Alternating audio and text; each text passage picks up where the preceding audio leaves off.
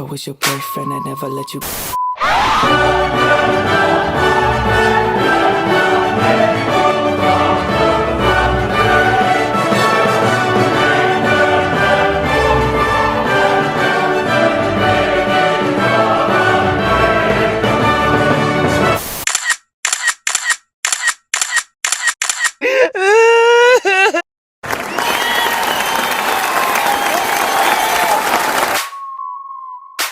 If I was your boyfriend, I'd never let you go.